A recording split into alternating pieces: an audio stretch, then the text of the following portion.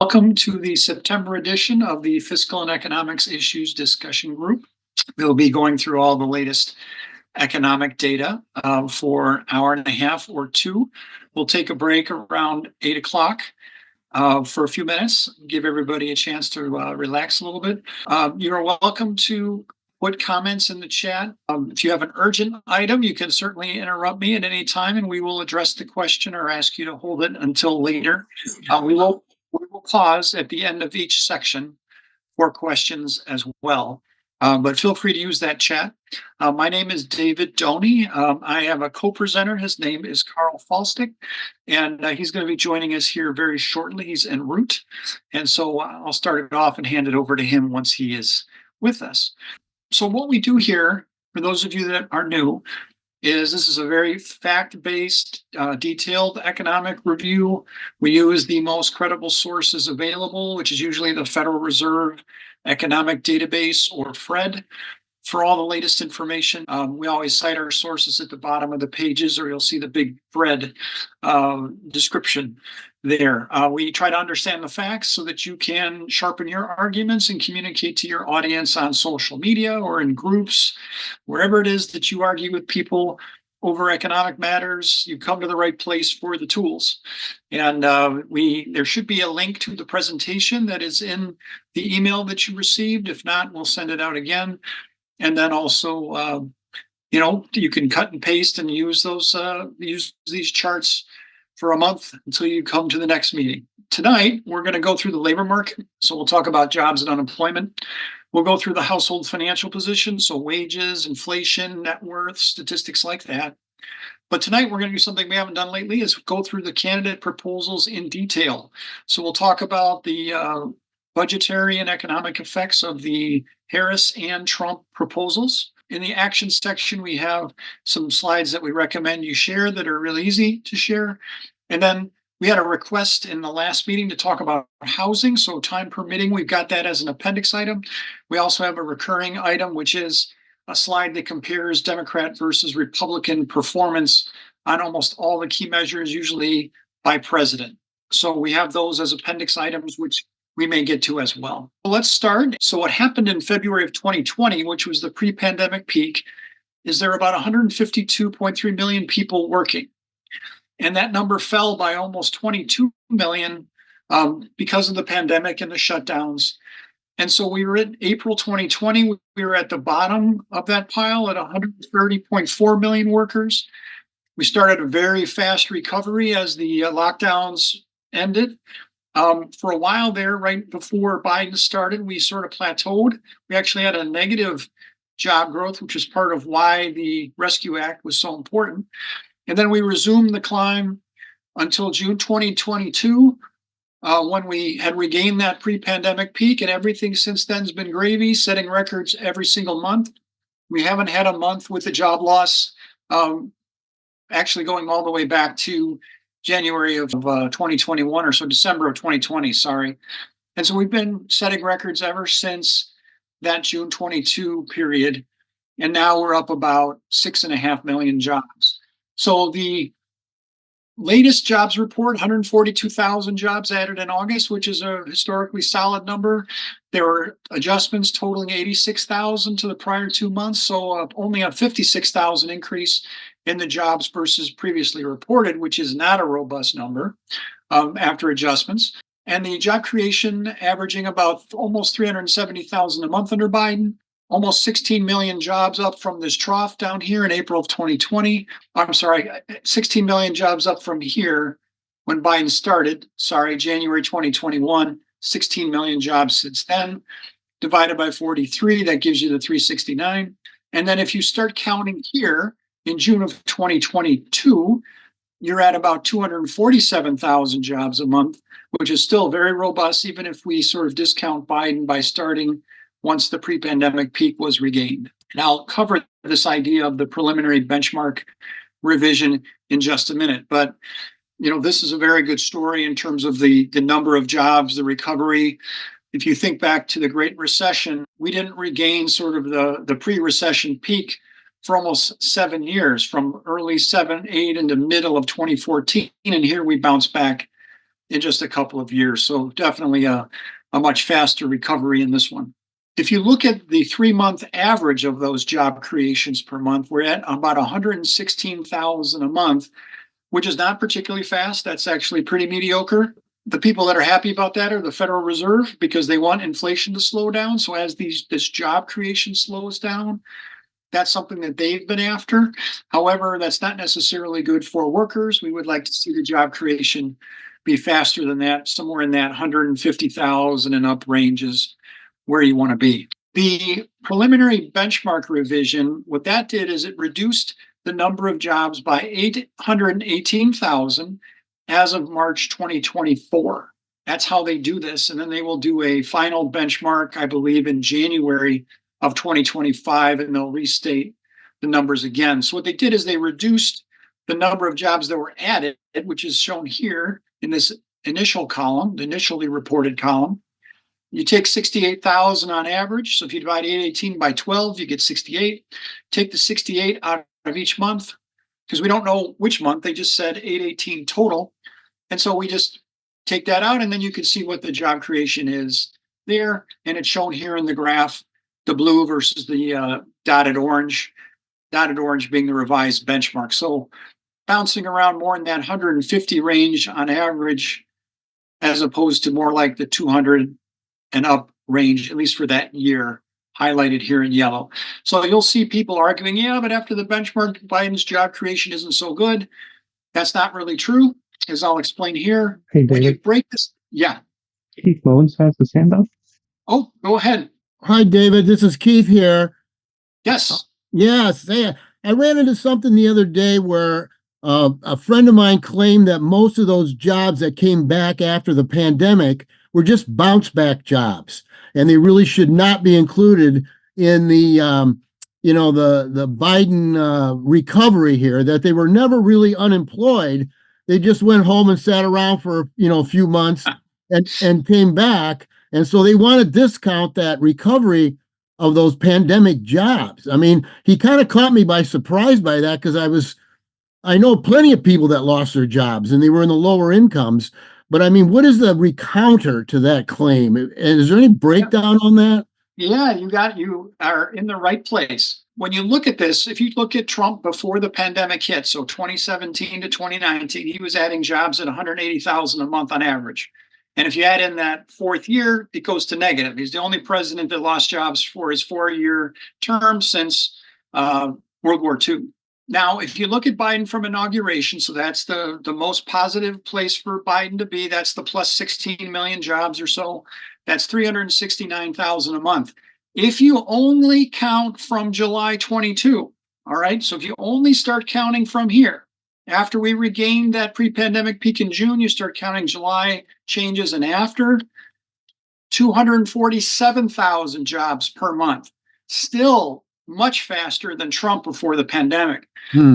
If you then adjust for the preliminary benchmark, so you take that 816,000 jobs out, this 369 becomes 350, and the 247 becomes 216. 216 is still more than 180. In fact, it's identical to the Obama second term, 216,000 jobs. So the simple answer to that is fine. Even if you start counting from when we regained the pre-pandemic peak, here you only give Biden credit for this. You're talking about either 247,000 jobs or 216,000 jobs, still way faster than Trump, even before the pandemic.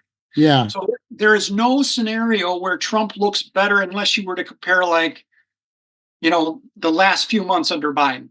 Yeah. Right? I mean, this period in here, if you were to say, you're going to compare this right here, 125,000 jobs, 116,000 jobs against Trump, then yeah, Trump's going to look better. But that's, massive cherry picking. I mean, this is what Biden was doing throughout. So it's really 247 versus 180 or 216 versus 180.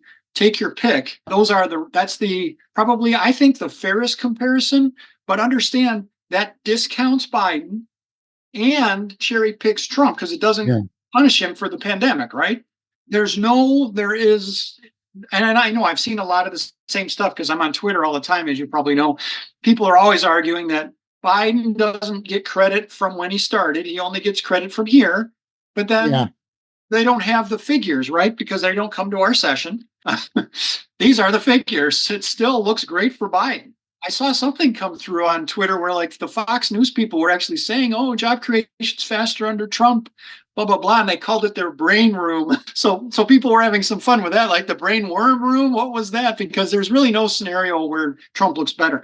The one other point I'll add here, because this is such an important measure. It's like perhaps the most important measure in the economy is the job creation. There's no guarantee when you're standing here that all those jobs come back. Now, it's likely that they would, but there is no guarantee. And Biden did not take the risk that negative job creation there in December was going to continue. And he passed the rescue. He got the Rescue Act passed as fast as he could and talked it up all along so that people could expect it. And we've had a nice solid recovery again, 2.5 years to recover back to this pre-pandemic peak. This gap here was almost 7 years in the Great Recession because we didn't take, arguably, we didn't take the fiscal action we should have to spend the money to make sure we got all those people back to work. Yeah. And we had a bad recovery for a long time. But you can always dwell on this job creation because it's such a critical metric. But this is the slide I think you share with anybody that's going to fight with you about Biden's job creation record. It's like, hey, discount Biden all you want. We'll start counting July 22 to present. Yeah. Still beats Trump even before the pandemic. And it's not close, right? I mean, 180 to 216 is almost 40,000 out of 180. It's like 20 or 30%. I mean, Biden way faster.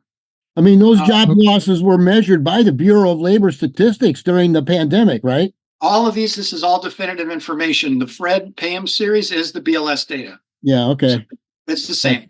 Yeah, thank you. Yeah, whenever you see Fred, this is definitive. This is not any kind of, the only judgment calls I'm making in this are here in the yellow. Everything else here is a number that anybody on this call I trained for 5 minutes on how to use Fred could create this slide. Yeah. Or at least get the data for it. Any other questions on the jobs? That's a good question. It's the right one because that's where the Republicans are attacking. Thank you very much. Yeah. The unemployment rate now, there are two lines here. One is the U3, which is the unemployment rate that you always hear in the news. And then there's the U6 rate, which is rarely in the news, which is just a wider measure. It includes more people in the unemployed measure. The key thing there is just to compare them both over time, because people will say, well, the real unemployment rate is 7.9, not 4.2. And it's like, yeah, but you're not comparing the red line to the blue. You're comparing the red line to the past of the red line. When Biden started, the unemployment rate was 6.4 and the U6 was 11.1. And now those numbers are 7.9 and 4.2. They got as low as 3.4 under Biden, where you see these lines sort of hitting bottom down here. You're looking at 3.4, 3.5 numbers, which is extremely low. And I'll show you some of the averages in a little bit. But we had a 30-month span where the unemployment rate was at or below 4. That's amazing. There was a 50-month span way back from December of 65 to January of 1970. And a lot of that was the Vietnam War spending, the stimulus that was going in way back then. Everybody was working. Just so you know, from a translation, if you hear me use the word basis points, 100 basis points is 1 percentage point. So 1% increase in the unemployment rate. So when it went from 3.4 to about 4.3 last month, or about 4.2 now, you're talking about 1.5 million more people unemployed than down here. About 1.5 million people more are unemployed than back here when we were at the bottom of that trough. This is some additional statistics that are used to compute the unemployment rate. And what we do here is we just look to see if they got better or worse versus the prior month. And the green means better. So we had a pretty good report. This is what's called the household survey. The jobs report comes from what's called the establishment survey. The household survey, the population grew as it normally does. The labor force grew. Patient rate for the age 16 up didn't change. The employed, though, went up by 168,000. And this number is different from the jobs. It's a different survey mechanism. So you'll see a different way of measuring the number of people that are employed. The employment to population ratio didn't change, really. The number of unemployed fell. The unemployment rate fell very tiny amount, just enough to move that dial. This averaged up to 4.3. This averaged down to 4.2. And then the not in labor force is a number that's growing over time because the country is aging. More people are leaving the labor force, meaning they're retiring. They're not looking for work. And so they're not considered unemployed. They're considered out of the labor force. And only about 1 in 10 people that's in this bucket, that's not in the labor force bucket, is actually thinking about getting a job. They're usually retired, they're in school, they're caregivers, they're disabled and don't want a job. So you can expect this number to generally go up. It's still worse, we call it, because it went up, but it's a number that demographically is going to be going up in this country. This is a breakdown of that. I mentioned that about 1.5 million more people are unemployed than at the bottom. March 2023 was when we hit the bottom in terms of there are about 5.9 million unemployed people. Now we're at about 7.4 million unemployed. That's the 1.5 million. They break it down into different buckets, like people that just re-entered the workforce, people that are new for the first time in the workforce, permanent job losers, which is the bad. That's what you don't want to see. Temporary jobs completed, it's pretty typical. People work temp jobs, they stop and they look for a new temp job. A temporary layoff, also kind of a negative thing. You don't want to see people being laid off. And then job leavers are people that are voluntarily leaving. So when you think about what's bad unemployment, you've got the permanent job losers and the temporary layoff are sort of the worst kind of unemployed. None of it's great, but those are the two that you watch for as far as bad. And this number, the percent change is how much did it change versus March 2023, meaning the reentrants are up 33%. It's 556 divided by 1683. You got the percent change here. And then the share of the total change, meaning this 556 out of the 1.4 million, 1.5 million is about 37% of that number. So reentrants are about 37%, a little over a third of the total number of unemployed. That's how to read this. And if you look at kind of the good or bad unemployment, it's the reentrants, the new entrants, the temporary jobs. Those are the big buckets of why the unemployment rate goes up. And the first, the new entrants, not a bad thing. Reentrants, not a bad thing. Temporary jobs completed, not a particularly bad thing. It's down. It's those permanent job losers that are the ones that are bad, along with the temp layoffs. That's 23% of the increase. So if you're going to have the unemployment rate go up, this isn't a bad way to do it, but you don't want those people unemployed. You want them working.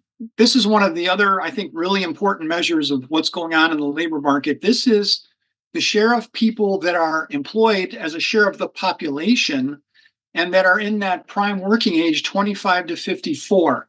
It's a very high historical reading, 80.9%, didn't change for the last month. It averaged 80.7 in 2023, so also a very high number, and only 80% in 2019 before the pandemic. Also a good number, but not 80.7 or 80.9. This is a very high share of that 25 to 54 group that is working better than pre-pandemic. Ignore this spaghetti here, the blue and the green, for a minute, and look at this red number that is the ratio, and it's measured against the right-hand side. This is the ratio of unemployed to job openings. So the higher the ratio, that is the job openings to unemployed, the number of job openings divided by the number of unemployed. You want that ratio to be high if you're looking for a job. You want that job opportunity to be higher. But for the Fed, this meant an overheated labor market. There were just so many job openings relative to the number of people that were unemployed that it was driving up wages faster than they liked. Good news, if you're working, you're getting those big wages, but it was also driving some inflation. And what's happened over time is that job opportunity ratio has been falling back to where it was. It's actually a little bit below sort of that 2019 level, meaning things have slowed down in the labor market considerably from the peaks up here. And when you look at the components, you see the job openings have been steadily falling. And the blue line, the unemployment level, has been rising as we've been talking about, and they're almost at parity now. If this were to continue another month or two on this trend, you'd see the blue line, this ratio would be back to 1.0. So the Fed is thrilled by this. They're saying, great, the labor market's not as overheated, but if you're looking for a job, things are getting tougher out there. There just aren't as many job openings as there were relative to the number of unemployed people. They're getting more to like 1-to-1 now. And the last slide in this section, one of the things you hear a lot in the Republican spaces, they're always attacking these job numbers, trying to find some obscure way of making it look like the numbers aren't good, and they'll come up with all kinds of lies. So they'll say something like all these jobs are part-time, or all the jobs being added are government, or you need 3 jobs to make ends meet. And I actually hear that one from the left and the right. And then that layoffs are out of control. They give you these shocking layoff numbers, and it's like, well, they're not that shocking because you've got about 5 million people that are changing jobs in any given month. There's a large turnover in people moving from one job to another. So when you look at 2019, on average, about 17% of the people employed were part-time, about 15% were in government, about 5% were multiple job holders, and about 1.2% were getting laid off. That was the average for a month in 2019. That's about where things stood. In 2023 to 2024, the share of part-time actually fell, meaning more full-time as a share of the workers. The government fell, meaning more private sector as share of the total number of workers. The multiple job holders, pretty much the same.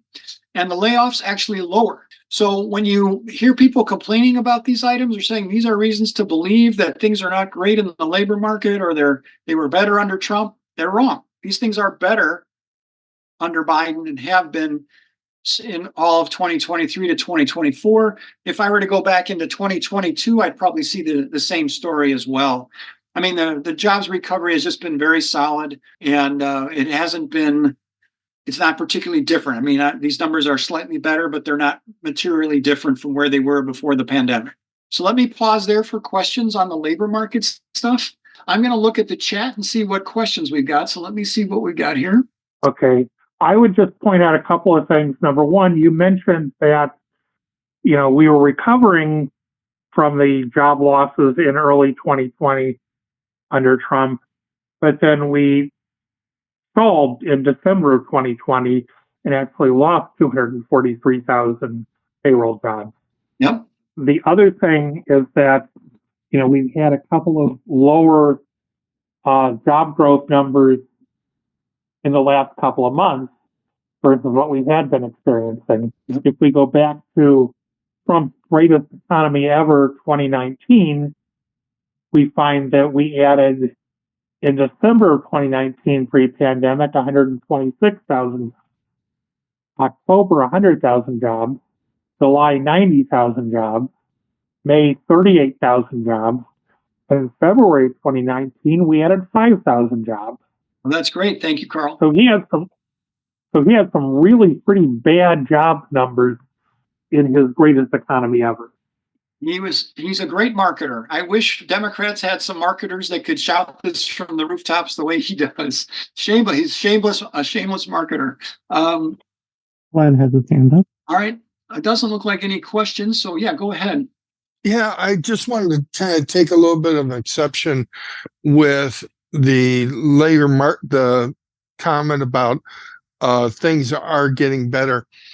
Over here in Ohio, where the minimum wage is $10.50 an hour, a person actually has to work.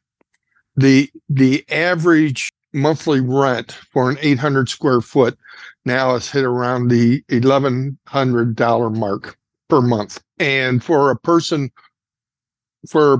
that's making minimum wage here in Ohio, that's $10.50 an hour, which brings them around $21,000. They actually have to work 2 full-time jobs just to meet that criteria of getting a roof over their head.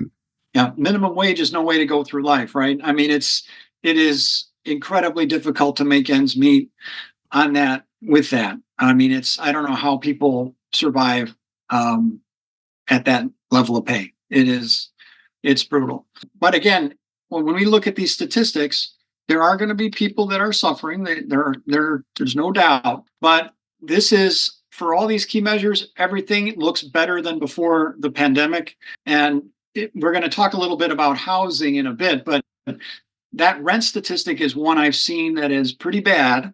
But on the other hand, people that are making way over the minimum wage, which is what they're typically doing, that's where the average is, and the median pay is still well above, the minimum wage. Things are good. So, there are some people that are left behind, but it's a small minority. They may be vocal. There may be a couple on the call, maybe not, but it's a minority. These aggregate measures are fantastic, and we'll show you some of the distribution where we dig down into like the bottom 20% and the next 20%. We'll show you some of that. Even those people are doing very well compared to where they were in 2019. So we'll show you some more when we get into the household piece. But you're right, rent is really punishing a lot of people. And it's one of the measures that arguably is worse because the Fed is maintaining high interest rates. People are not building as much housing as they would at lower interest rates, and that causes rent, one of the many causes of rent, to be more expensive. Also, if you are an investor who owns a bunch of rental properties and all of a sudden the interest rates in the world go up, you want to recoup that by raising rents on people. So the more investors own these rental properties, the more likely, more sensitive things are going to get to interest rates. And the Fed has essentially been jacking up rent. And as we'll talk about with the inflation in a little bit, about 70% of the inflation in the past year has been rent. The rest of the things are the remaining 30%. So the Fed's got a big decision to make this week about what they're going to do with interest rates. And I hope they go with a much bigger reduction because they've become part of the problem now. Not just putting upward pressure on the unemployment rate, slowing down the jobs market, but also jacking up rent prices, rental costs. And I think that point on rent's a good one. I'll take a note to dig into it a little bit. We had a request for housing more generally, and we included that in an appendix, but we didn't zero in on the rent. So we'll talk more about rent in the next meeting. All right, we'll go on to the next section. The Census Bureau does an annual update on the real median household income, and we just got it. I think it was last week. We got the numbers for 2023. And so that's why we're sharing them here. There are other measures of how households are doing, which we'll get into with wages that are monthly. But this is an important measure of how the middle class is doing. And so when you look at the record, that was in 2019, 81,210, and real means adjusted for inflation. So this is a comparison of really purchasing power, if you will, of households over time. This goes back to, looks like about 1980 on this chart. That was the record, highest ever, 81,210. And in 2023, we were just behind that at 80,610, so about $600 different. And there was a large increase from 2022 to 2023. Some of that is just because wages jumped. A lot of income continues to go up, but also inflation has slowed down. Inflation was a big part of why this dropped, and now the wages have been continuing to grow, but inflation has dropped off. And so you saw this number rebound. Now, when you average the 4 years of Trump and the 3 years of 21, 22, 23 for Biden, Biden's actually higher. So the plateau in here is a little higher than Trump. He has the peak, but then you got this big drop off to the earlier part of his administration. So we're averaging better under Biden, but Trump has the record. When you break this down into the groups now, this is the 10th percentile, meaning the person earning at the bottom 10% of the spectrum of earnings. There's the 30th level, half, so the median, half above, half below. 70th percentile, so 70% of earners below, and 90th percentile. These are the changes in that real household income 2022 to 2023. The bottom of the spectrum doing the best, up almost 7% in terms of percent change. And the other groups lower, 90th percentile, a little better than these middle two guys here, the middle class, upper middle class. If you go back a little further by racial and ethnic group to 2020, so sort of the pre-pandemic idea, and well, 2020 is not really pre-pandemic, but these measures aren't terribly distorted by the pandemic, the way that they're computed by the Census Bureau. When you see these numbers, they're all up for all the groups. African American, the Black group, up 4.9%. They had the fastest gains in that group in terms of real median income from 2020 to the present. Present meaning 2023, latest data, 4.9% increase for blacks, but still trailing, the whites still have the highest. Well, actually, Asians have the highest, whites behind them. Another key measure from the Census Bureau is poverty rates, and they use two of them. There's the official rate, and then the SPM, which is the supplemental poverty measure. The SPM is a little more sophisticated, has a lot more puts and takes in it, but it's probably maybe a little bit better measure for reflecting what's going on with policy. You can see when there's not a whole lot of drama with policy, the numbers are kind of consistent, right? They sort of move together. But then with the pandemic, you had huge government assistance programs, checks, expanded unemployment insurance, UI, the child tax credit, the earned income tax credit. And so this poverty rate under the SPM measure really fell. And then it popped back up again, and it's now back up to 12.9%, 11.1 here for the sort of historical or official rate. And here's the trend. The official rate, the OEM, fell from 11.5 in 2022 to 11.1 in 23, so an improvement, mainly driven by the income side of it.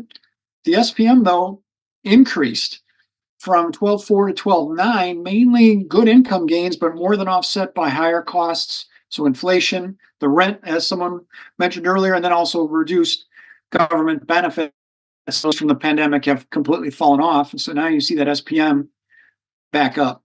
So part of this is, and here's a little more history, the White House did a pretty nice study of this, sort of a summary of the much longer census reports, which I have linked on the next page. But what they said is that in 2021, the enhanced child tax credit lifted almost 3 million children out of poverty, compared to about only 1.4 million in 2023.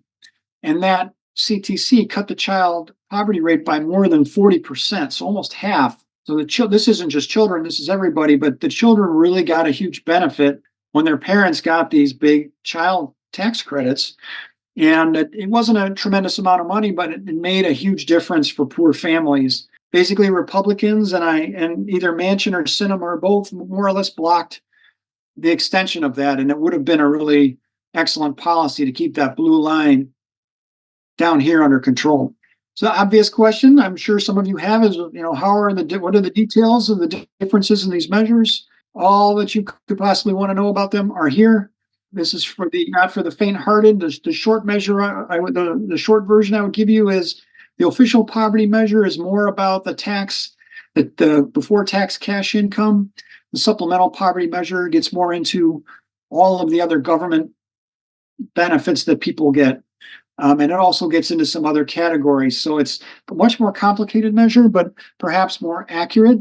We'll see. The last metric that the census reported, which I did not include in this presentation, we've covered it before, and the Census Bureau doing it annually is kind of very much behind the monthly and semi-annual data you get from the CDC. The number of uninsured and the percentage uninsured is at a record low right now.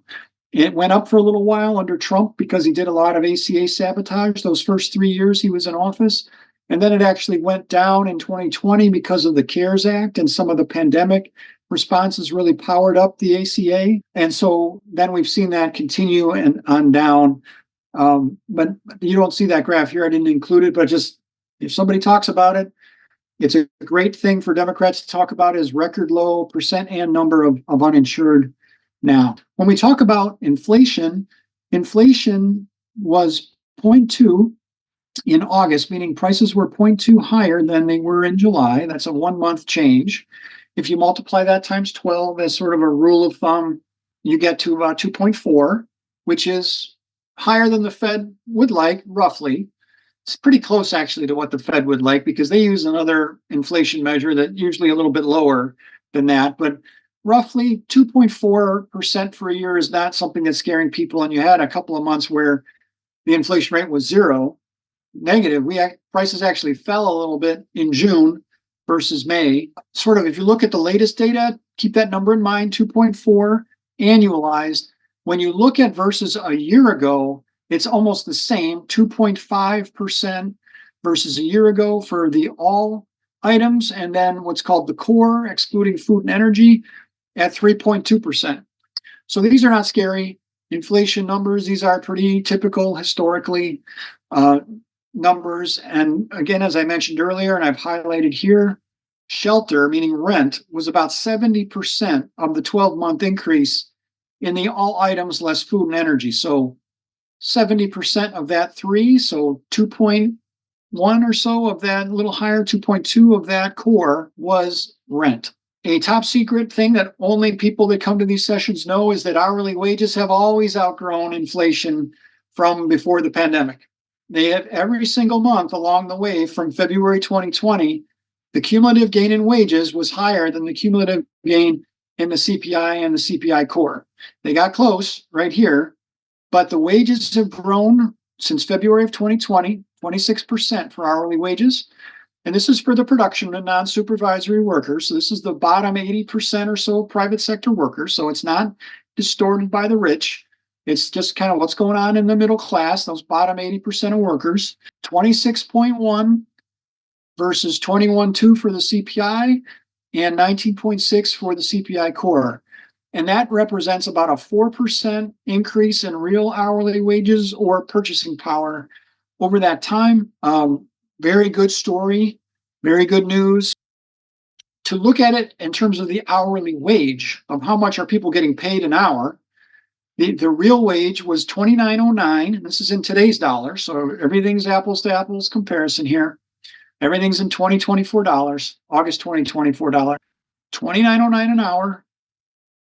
There was this big spike during the pandemic, which nobody should take seriously. It was because millions of low-wage workers lost their jobs, disproportionately drove the average up.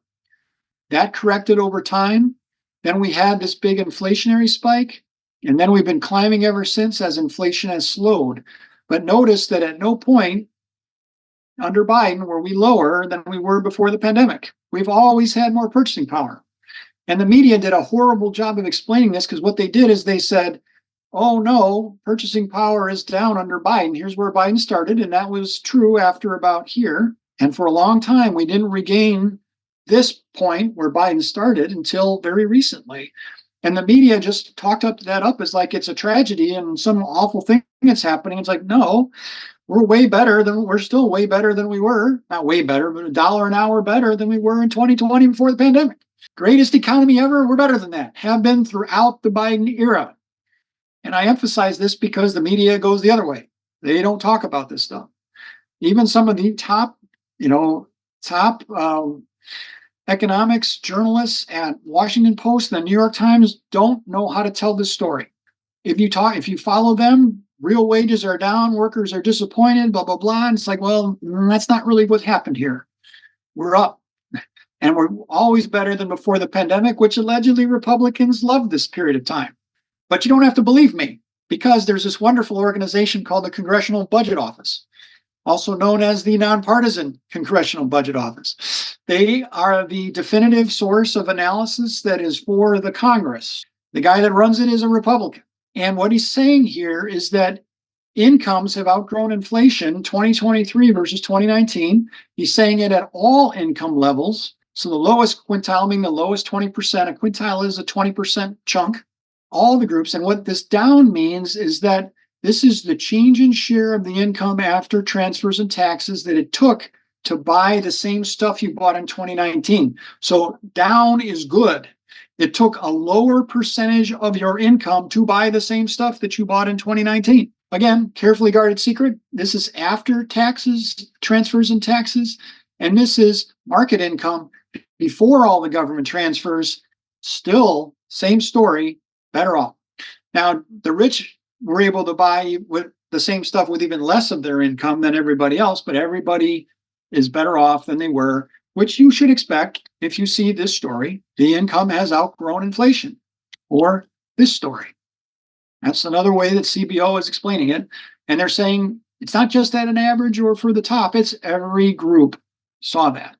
Another sort of argument against the economy is, oh, credit card delinquency is above the pre-pandemic, or credit card, there's $1 trillion in credit card debt or whatever, and they don't ever, divide by anything. They just say, here's some shocking number and this should imply the government, the economy's bad.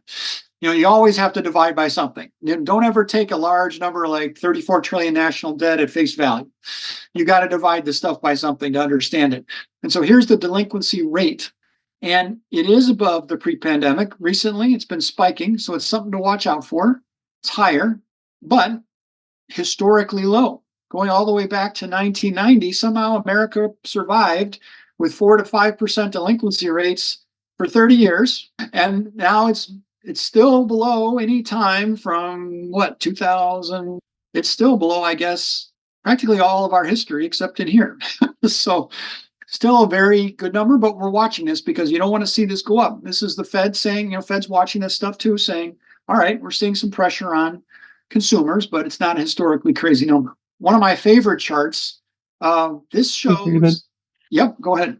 Can we go back one slide? Sure. Oh, yep. I'd just like to point out those gray bars represent recessions, right? They Downturns do. in the economy. That's right. Isn't it so fascinating how beautifully thin that little line is next to 2020? Yep, it is. There is. Well, go ahead. Wonder how that happened. We got out of it quick. Well, I mean, it's a little bit different too, right? I mean, this was not a typical recession. It was a pandemic. We deliberately shut down the economy and then we deliberately restarted it. So there's a reason why it was shorter, but also there were two things that we learned about this recession, which is probably where you're headed, Christine, which is both the Trump administration and the Biden administration ran giant deficits to get us out of it, right? If there's one takeaway from lessons learned, which we learned after this, you don't stop spending big until you have recovered the jobs. You run giant deficits until you recover. That was the mistake of the Obama era. Republicans hammered him for years saying this is the slowest recovery ever. Meanwhile, they were busy making it slow, not letting him spend on stuff. And, that point is lost, of course, in the media, but still this was a very short recession because we learned a lesson, which is you run giant deficits when the economy gets into trouble and you don't worry about it at that time. The time to worry about big deficits would actually be more like the last couple of years when we probably should have raised taxes. After June of 2022, when we regained that pre-pandemic peak, we probably could have, if the Fed were running fiscal policy, government policy, not just monetary policy, they would have probably raised taxes. And one of my favorite ones is to raise the payroll tax. Just remove the cap on the payroll tax. It's somewhere around like 160,000, I think. Just apply right now you don't get taxed you don't get the payroll tax on income over 160. Just turn the tax back on for that. If it takes immediate effect, it reduces the budget deficit significantly. It shores up Social Security, and it would have helped you with inflation. But this is about a lesson learned in big fiscal policy and also at the Fed in expansionary monetary policy, printing money. The other thing that happened is we gave money to human beings. Checks in pockets, right? Not Checks shovel in ready, pockets. not shovel ready projects. It checks in pockets. That's exactly right. And we should never forget it. Those are incredibly important lessons to learn. This chart shows the unemployment rate along the bottom and the real hourly wages in dollars per hour, which are the chart I was showing you before, the dollars per hour. And right now, the economy is this red dot, about a 4.2% unemployment rate and 30.27 real hourly wage. It is the highest hourly wage ever if you exclude a couple of these very pandemic distorted months. And I don't have this chart going back to 1964, which is how old it gets, but it looks like a big U shape. We are at the top of sort of, if you can imagine a U shape, we are at the top, the right-hand side of a U. And back in 1974, we were at the other top of the U, and we were down in a trough in the middle, and we've been digging out of it in the last 20 years or so. We are at the very peak. This is the peak ever of real wages, but it was a baloney number. As I mentioned, it was a statistical aberration. These months in here, there's only a few of them, are these months out here. And note, we had really crappy unemployment during that time. So you want to be up here in the corner, right? High wages, low unemployment. Those are the best. That's the best area to be in. And then down here is the worst. We are, if you can just eyeball it, we're better than nearly every month going back to 1964. Every one of these dots is a month. So when people say this is a crappy economy, I say, well, we're better than nearly all of the real wages going back in our history. And we're very low in terms of unemployment. When we were in that 3.4, 3.5 range, we were like 96th percentile, meaning lower unemployment than 96% of our history. So this is a tremendous economy. I call this, I need to copyright this. I think, is that the right term? The prosperity matrix. I think this is one of the best ways to evaluate how good the economy is.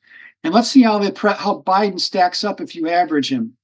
Biden averages just a little bit over 4% unemployment and almost $30 an hour real, again, inflation adjusted. Everybody's wage is adjusted for today's dollars. And who's in the bottom here? Reagan, one of the worst. Very high unemployment, very low wages. Obama, though, also not in a great spot. Very high unemployment, not wonderful real wages. Trump in a good spot, relatively speaking. Nixon, right there. Funny that these two guys are together. But Nixon, when I remember I mentioned that U-shaped graph, if I took that real wage way back, Nixon was at the other end, right? And so was Ford. Ford's got pretty high real wages too. He was right in that time frame, and then the real wages fell for a long time, and then started coming back up. And I'm not discussing it here, but we've discussed it in the past of the union busting and the deregulation and empowerment of corporations over workers that you saw, which frankly started a little bit under Carter and then really accelerated under Reagan. But, Biden, the best. And LBJ, he just passed LBJ a few months ago on the unemployment, but he's always been above it on the real wages. So this is a fantastic economy. Doesn't mean some people aren't suffering. It just means it's great, relatively speaking. All right, let me look at the chat. And if anybody's got questions on this section, let's pause for those. We had a couple people. Come on, speak up. Unmute. I'm looking through the chat here. We got comments, not as many questions. Yep, Karl's been feeding the chat data. Thank you, thank you, Karl. Well, I mean, one of the things I've been reading about recently is that, in some markets, rent prices are going down. Popped a couple of articles in there about where some of those markets are. Thank you, Karl. And we haven't covered it in this one, but in prior meetings, we talked about it. There's a lag between sort of the real-time measures of how high rent prices are right now that you see from different private organizations, Zillow and others, and rent.com, there's a few of them. They're saying that rent is, down towards zero or negative in some places, the inflation rate on rent. But the government is still lagging because the government is measuring a combination of rents that are new, but also rents that are old, that are a year old. And so people are really struggling. Even some of the top economists, like the Fed chair, struggles with sort of what's the lag. I mean, somebody should be able to figure out exactly what that lag is between these sort of real-time measures and the government. But we haven't had sort of the sort of proverbial pig has not gone through the python yet. So you're still seeing the government reporting pretty high inflation statistics, even though the real-time measures are much closer to zero or negative in some cases. But that doesn't mean that rent's not a lot more expensive than 2019. I'm not saying that. But you've seen different slides, analyses from the CBO. You've seen my explanations of the real wages saying that for the same basket of stuff, which includes rent and other things, wages have outgrown inflation. And that's a story that's been completely lost in the media. Someone commented that doom and gloom sells better, and that's definitely true. But it's up to Biden and Harris and Democrats to get the word out that this is actually about as good an economy as you can get. And I use these prosperity matrices, I think, as, this one I like in particular, we're way better than we have been throughout much of our history. The real hourly wages includes the idea of inflation. It's why it's real. And the unemployment rate is a measure that everybody knows and is familiar with. All right. Let's see. It's about 8 o'clock. If I've got it right, should we take a short break and then come back? Sounds good. We'll get through some appendices items while we'll blow through those pretty fast. All right, thank you. So let's resume, and let me see. Like, I have a phone, it has a time. It's 8 o'clock on the dot. How about 8:07? Let's come back.